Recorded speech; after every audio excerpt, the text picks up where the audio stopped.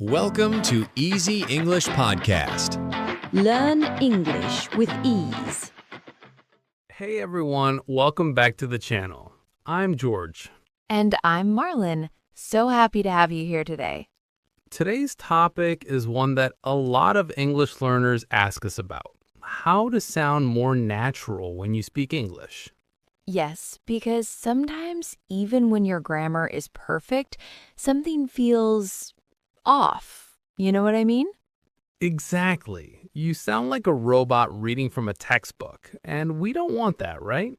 Right. We want you to sound like a real person, relaxed, confident, and natural. So today, we're going to share some really practical tips to help you do that. We'll cover contractions, filler words, natural rhythm, connected speech, and so much more. So grab a coffee and let's get into it. Okay, so let's start with the most common mistake. George, what do you think it is? Oh, easy. It's when people say every word in full, like, I am going to the store. I do not want to be late. It sounds very stiff. Yes, and in real life, a native speaker would say, I'm going to the store. I don't want to be late. Right. So the trick is use contractions. Instead of I am, say I'm.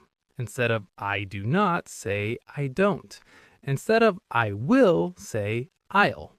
Let's practice. I'll say the formal version, and you, the listener, try to say the natural version before George does. Ready? I am very tired today. I'm very tired today. See? Much more natural. She is not coming to the party. She's not coming to the party. Or even, she isn't coming to the party. Both work. We are going to have a great time. We're gonna have a great time. Ooh, I even used gonna there, which brings us to our next point. Okay, Marlen, tell us about gonna. So, gonna is just a relaxed way to say going to when you're talking about the future. For example, I'm gonna call you later. It's gonna be a great day. And wanna is want to. Like, do you want to grab lunch? I want to learn English fast. And gotta means have got to. Like, I gotta go now. You gotta try this restaurant. Now, important note here, these are for speaking, not formal writing. Don't write gonna in an email to your boss. Exactly.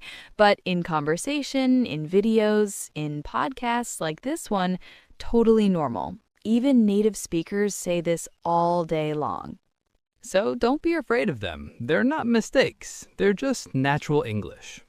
Okay, this next tip is a little more advanced, but it makes a huge difference. George, explain rhythm. Sure. So in English, not every word gets the same amount of stress. The important words, nouns, verbs, adjectives, are stressed. The small words like a, the, to, of, are weak and fast. So if I say, I went to the store to buy some food, the stressed words are went, store, buy, and food. The others just kind of glide by. Listen to the difference. Robotic version, I went to the store to buy some food. Every word the same length. Natural version, I went to the store to buy some food. You feel that? It has a rhythm, like music almost. And this is why English can be hard to understand. Native speakers don't slow down on the small words. They just fly through them.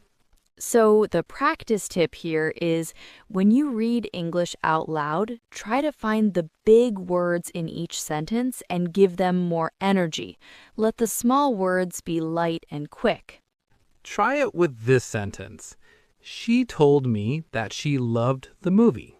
What are the big words? Told, loved, and movie. So she told me that she loved the movie. Beautiful. All right. Connected speech. This one's gold. Marlen, why does connected speech matter? Because when native speakers talk fast, the words kind of blend together. It sounds like one long word sometimes. Exactly. So, for example, what are you doing in fast speech becomes what you doing. Or did you eat sounds like did you eat? And if you're not used to it, you think, what? I didn't learn that word.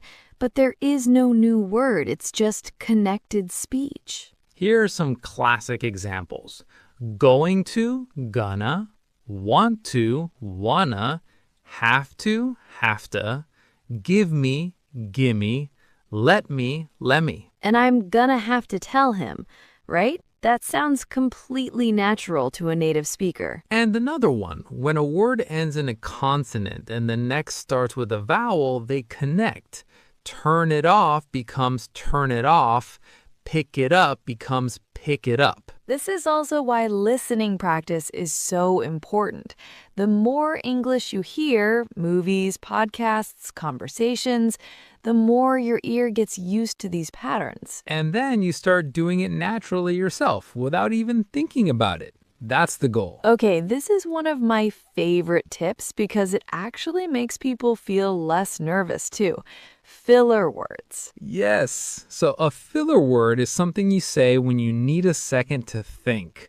In English, like, you know, I mean, actually, basically, well. A lot of learners are taught never say or but that's not realistic. Even the best speakers use them. The key is balance. A few fillers is natural.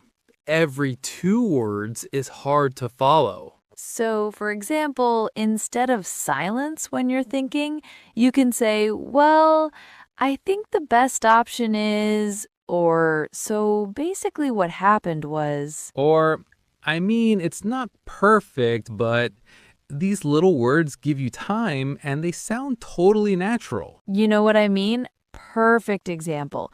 You hear that in English all the time. And actually is a great one. It adds a bit of surprise or correction. Actually, I changed my mind. Actually, that's a great idea. So don't be afraid to say sometimes. Just practice using these other phrases too, and you'll sound much more fluent. Last big tip, and it might be the most important one. Intonation. What does that mean for someone who's never heard the word, George? Intonation is the rise and fall of your voice, the melody of your speech. And in English, it carries a lot of meaning. For example, really? With a rising voice means you're surprised or interested. Really, with a flat voice can mean you're not impressed or you're being sarcastic. Same word, totally different meaning, just from the intonation. And robots have flat intonation, right? Every sentence sounds the same. That's one big reason why learners sound robotic. So the tip is be expressive. When you're excited, let your voice go up. When something is obvious, let it go down. When you're asking a question, your voice usually rises at the end. Watch native English speakers in movies or shows. Notice how much their voice moves, up and down, fast and slow, loud and quiet. That movement is what makes speech feel alive. And don't worry about being too much. You probably need to exaggerate a little at first just to break the habit of speaking flat. Think of it like acting. You're giving a performance every time you speak.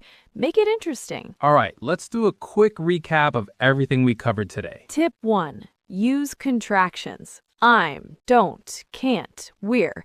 Say them fast and natural. Tip 2, use gonna, wanna, and gotta in conversation. They're not mistakes, they're natural. Tip 3, stress the important words. Nouns, verbs, adjectives. Let the small words be light. Tip 4, connected speech. Words blend together. Practice listening for it and saying it. Tip 5, use filler words. Well, I mean, actually, you know, they make you sound human. And tip 6, use intonation. Let your voice move up and down. Be expressive, sound alive. If you practice even 2 or 3 of these things this week, you will already notice a difference. And remember, sounding natural takes time. Be patient with yourself. Every day you practice, you get better. Okay, we have reached the end of today's episode. Thank you so much for watching. If you found this helpful, and we really hope you did, please give this video a big thumbs up. It helps more people find us, and it means the world to us. And if you haven't subscribed yet, what are you waiting for? Hit that subscribe button and the bell icon so you never miss a new episode. We put out new English learning content every week. Conversations, vocabulary, grammar tips, culture, and more. Also, leave us a comment below. Tell us which tip today was most useful for you. We read every single comment. And if you have a topic you'd like us to cover, a grammar question, a vocabulary problem, a situation you find confusing, let us know. We make videos based on your questions. We'll see you in the next episode. Keep practicing, keep learning, and remember, You've got this. bye everyone. See you next time.